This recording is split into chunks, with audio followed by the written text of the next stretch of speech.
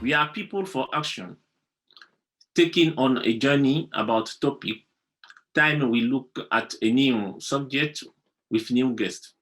Today, we are with Latin American Women's Rights Service, LAWRS. This organization has more than 37 years of existence in the UK.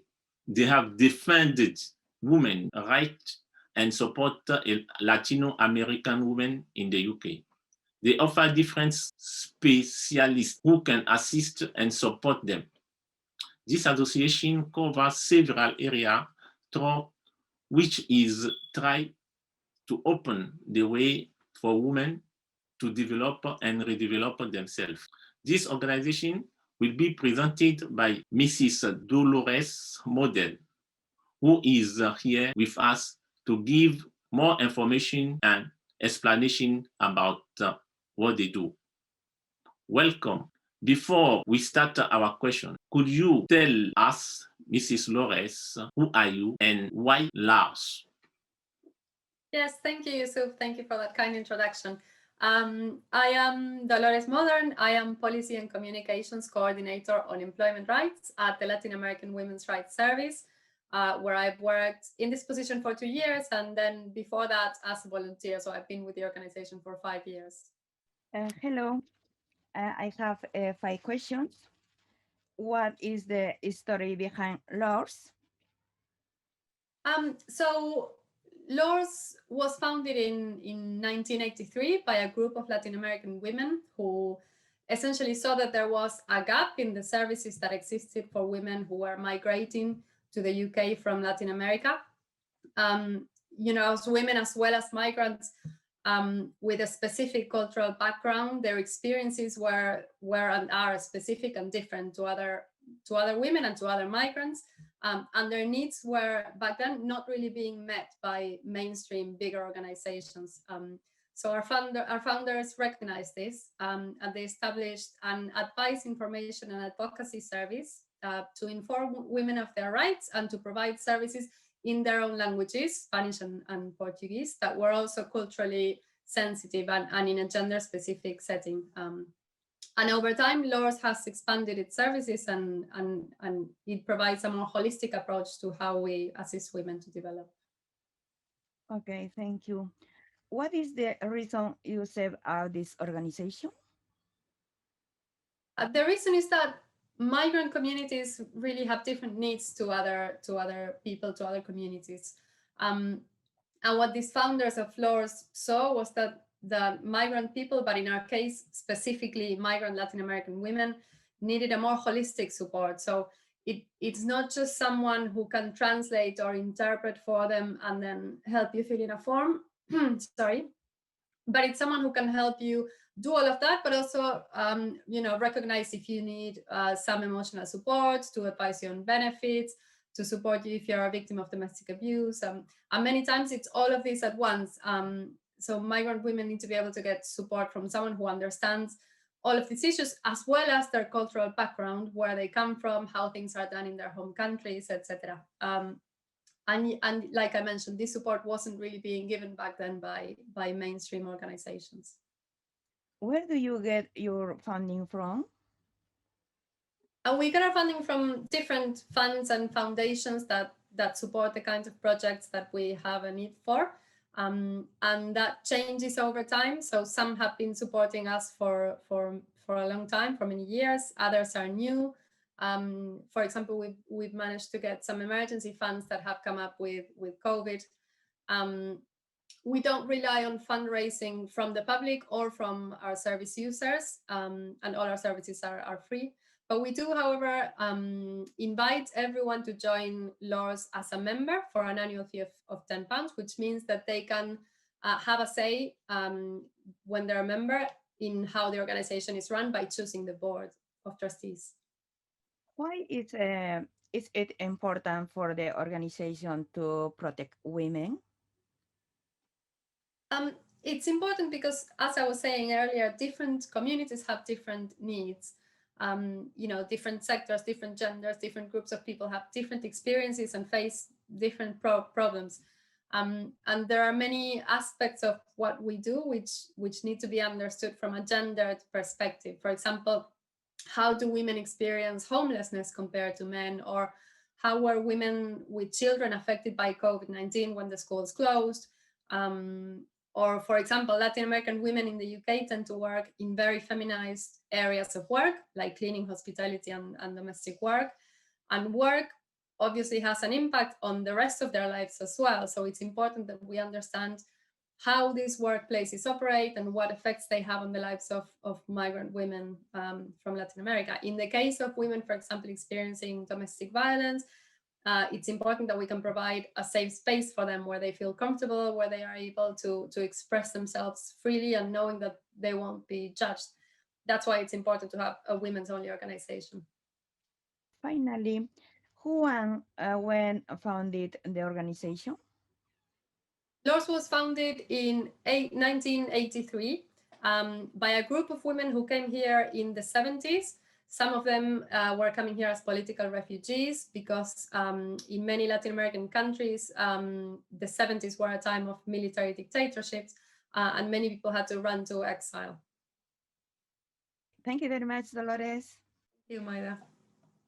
Thank you for your answer. So, has this organization changed over the years? If it's so, how was it at the beginning, and what is the difference now? Yes, it has changed. It has changed a lot. When it started, they had different programs, different projects, different services. Some of them we don't have anymore. Some do remain. But I think the main difference is that LAWRS started as a really, really small organization, and it has grown so much. In particular, in the last 3 or 4 years, our staff has grown because we have so many new projects now and so many different services, which is great because it means that we can support more Latin American women with different issues. My second question is, do you work with other organizations? Yes, we do work with other organizations. That's something we work on really hard, actually. We know that we are stronger together and we have many allies out there that support our community and our causes, that carry out research that can help us understand our issues a little better and how to solve them, that offer support that sometimes we cannot offer. And we're always happy to support them in everything that we can and to work in partnership with them. Some are Latin American organizations as well as ours, but some are organizations that work on other issues like violence against women and girls or trafficking and exploitation. Some are legal firms. Yeah, there's all sorts of different organizations that we work with. Do you offer training? What kind? It's free or paid? We offer some trainings as part of some of our projects. For example, we give workshops in schools about healthy relationships, trainings to professionals and to statutory services like the police on things like harmful practices and violence against women and girls. And then we also offer for our service users specifically workshops all the time about in Spanish and Portuguese on things like housing, employment rights, more recently things more relating to COVID and the vaccine, etc. And all of them are for free. All our services are for free, and that includes our workshops. And which lately they used to be in-house, but lately since COVID, we've started doing a lot of them online, which it's a double-edged sword because for many people in some cases it means that more people can access, and that's great. But there's also people who are more who don't have access to all the technological tools sometimes that you need, and they might have trouble accessing. So we're looking forward to going back to our in-house workshops as well. How can people apply for volunteer jobs? It's very easy. All they need to do is just fill in a form, which they can find on our website. Or if not, they can contact our volunteers coordinator. Her email is volunteers@lawrs.org.uk. And all of this information is on our website, so it's very easy to find.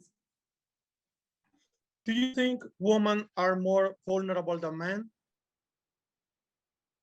Yes, I do think that women are more vulnerable than men. And that doesn't mean that every woman is more vulnerable than every man, of course.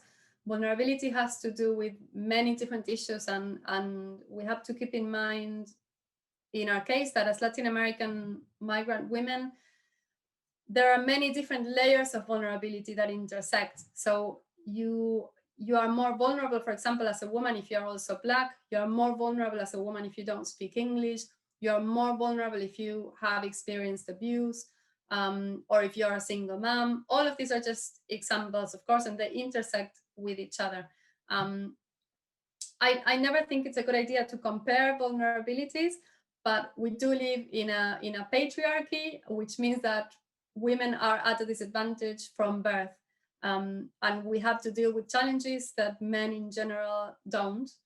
And patriarchy imposes gender roles that are very restrictive too, and men have to live up to an idea of what it is to be a man that can be harmful for them. But that at the same time affects how they relate to issues like violence. So that also impacts women in a more dangerous way.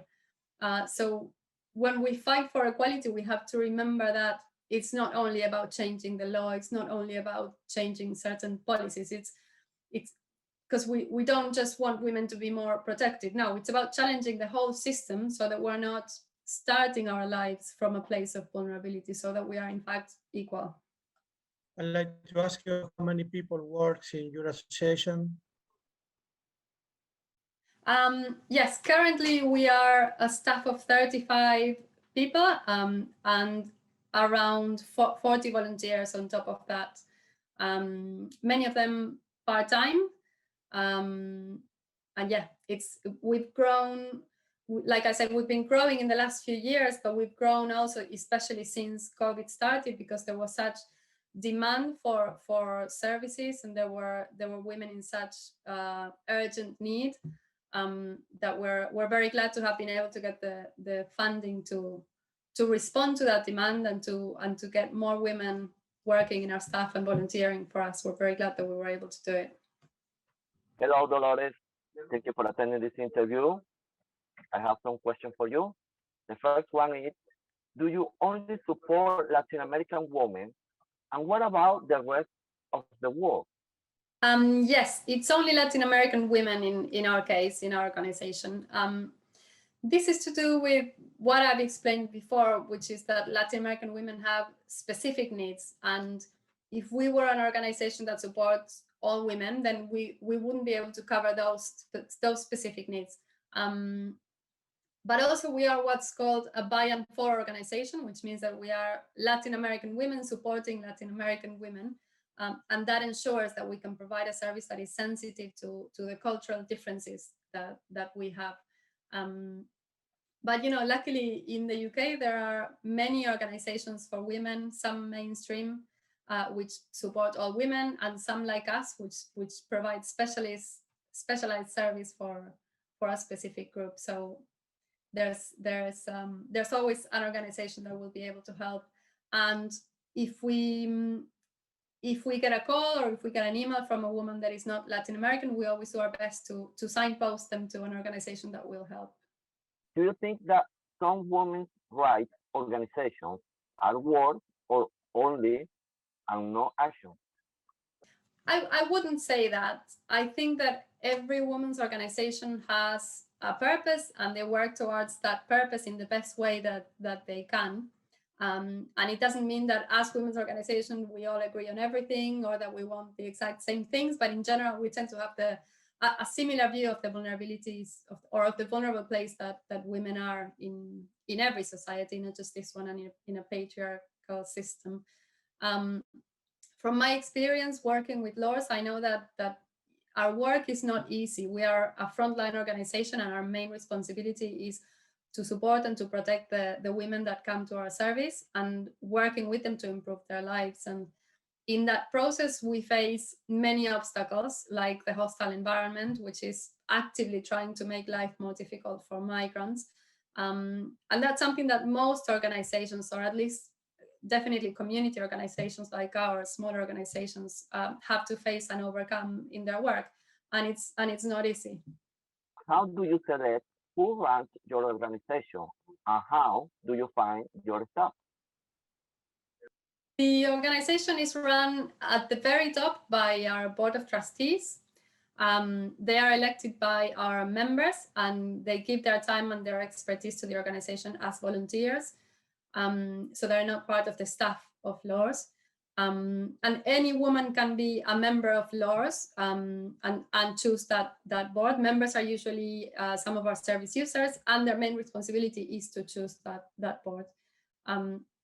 Then in charge of the functioning of the organization is our director. And like any other member of staff, they go through a normal recruitment process. They are interviewed, and if they're the right person for the job, then they're selected. And how do we get our staff? Well, the UK is so full of brilliant and experienced Latin American people in general, but specifically Latin American women. And even if you're not experienced, you can, always volunteer with us or another Latin American organization and learn. So there's always someone who's right for the job, and all we have to do really is advertise the position, and we know that we will get applications from people who are more than right for the job. And all we have to do is make sure that the selection process is fair and transparent so that everyone gets the same chance. Do you have any plans to the future? At the moment, COVID has made it a bit difficult to make long-term plans because so many things have become urgent. But through the years, LAWRS, like I've mentioned before, has grown continually and has become more and more professional and better equipped to help women with their changing needs. And each time comes with its own set of challenges as well. And what we know for sure is that we plan to continue providing the services that we provide at the moment, to continue to raise the voice of Latin American women, and hopefully to keep growing and to be able to add more services and provide even more support. I think we're always on the lookout to see what happens in the community and what is needed from the community. We like I said, we are a by and for organization, so that means that us ourselves being part of the community, we can sort of inform the organization in that way. We hear what the community needs and we respond to it. Having existed for 35 years, can you tell us about your contribution to equal gender rights? Yeah, throughout those 37 years now, I think, we have supported Latin American women with a holistic approach and making sure that they can access their rights. And because sometimes the first problem is that they don't know what these rights are because of the language barrier or because of how complex the system is in the UK. So sharing the right information and helping them enforce their rights is in itself working towards equal rights. And we continually fight so that migrant women are taken into account and considered and included in legislation and policies, for example, like we just did with the domestic abuse bill. And I think the strength of LAWRS is that we are a frontline organization, and that means that we support Latin American women directly, but we also do policy work. So all the evidence that we have from the front line, from the women who come to our services, we're able to analyze that and to bring that to decision makers and say, this is what's happening with the Latin American community, this is the problems that we're having, and these are the solutions that we are proposing. And of course, the struggles of Latin American migrant women are in some ways unique, and in others the same that many other migrants are experiencing here. So I think we also join forces with many other organizations that are fighting for the same goals for equality. Thank you. My next question is, during the lockdown, how have you supported women? Well, when lockdown started, we had to close our offices, but we continued working from home. And every caseworker and advisor got a mobile phone, and we established helplines on different days, and which we advertised on social media so that women could communicate with us if they needed us. And then eventually we established a single helpline so that it was easier to contact us, and it's also a free number, so that made it more accessible as well. During this period, what are the most common cases or problems you have supported women with? And why do you think this problem is so prevalent in society? We've been supporting women with all sorts of issues since COVID started. That includes domestic abuse and counseling, and women who were losing their jobs or who weren't being paid for all the hours that they were working. Women who were working in public places like train stations, for example, but were not given personal protective equipment at work. Women who needed to apply for benefits, women who were losing their housing or about to lose their housing. And these are all issues that weren't really new. They were just made worse by the pandemic. Our community has been experiencing all these issues for a very long time. And often they find that they can't get the support that they need from statutory services like local authorities, or, like I said, from mainstream organizations either. And I think these issues are sort of prevalent in society because they're never properly addressed. Migrant women work in exploitative conditions for many reasons, among them because it's very difficult for them to report these exploitative conditions. And the same happens to women experiencing domestic abuse. Many of them are scared to report to the police because of their immigration status, for example. And these are issues that have become worse in the last decade, in which the government has established this hostile environment for migrants in the UK, and which we're fighting very, very, very strongly to change. How can people get in touch with you or find more information about you? Any Latin American woman, regardless of their immigration status, can call us on our helpline from Monday to Friday from 11 a.m. to 1 p.m. Our number is 0808 145 4909. It's also available on our Facebook and our website. All our services are free and confidential.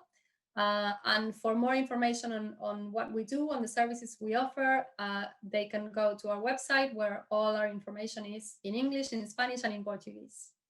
What service do you provide? LAWRS provides a whole range of services.